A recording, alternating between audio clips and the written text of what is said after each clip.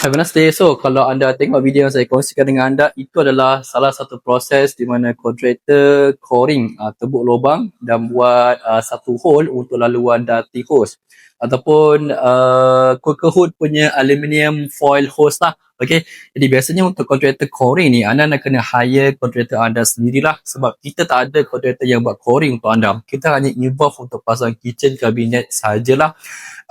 Dan cuma kita bantu anda untuk marking dekat site supaya lubang yang kontraktor coring tu tebuk tu betul supaya tidak ganggu pada hari pemasangan kabinet aluminium nanti. Okay, dan biasanya untuk coring, kalau anda buat coring untuk darty hose tu, saya sangat sarankan anda untuk hire specialist yang buat coring betul sebab mereka tebuk gunakan mesin yang lebih proper. Jadi bila macam tu lubang yang ditebuk tu dia akan sangat precise dan kemas lah.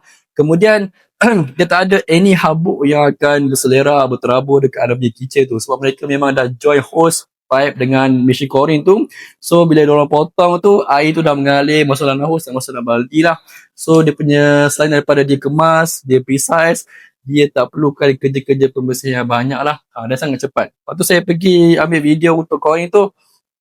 Coring tu dia punya proses rasa kurang setengah jam dah siap dah. Sangat cepat, sangat mudah dan tak mengganggu anda punya ruang kitchen yang anda nak kena bersihkan lagi lah. Okay.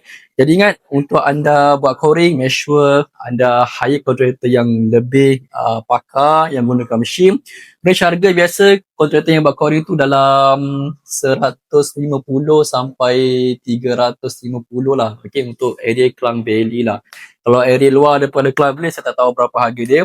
Jadi setakat ni yang saya jumpa paling murah 150, tapi tahun ni mungkin dah mahal lah, mungkin 250, mungkin 300. Jadi anda kena try to service sendirilah. Tapi ingat, bila anda buat coring, kalau anda nak pasang kitchen kat bahagian coring tu, anda nak kena make sure kita datang marking untuk anda supaya lubang di tebal kontraktor tu betul lah, tak ganggu any material ataupun part pada kabinet. Kalau tak, anda punya finishing kabinet akan nampak tak cantik, kemudian anda punya frame kabinet akan ganggu pada lubang coring tu. Hopefully benda ni membantu anda. Okay, dan saya rasa itu je yang saya nak kongsi dengan anda. Ingat, untuk buat kitchen cabinet, make sure guna aluminium. Kemudian kalau nak buat coring, hire kontraktor yang lebih specialist. Itu saja. Have a great day. Bye.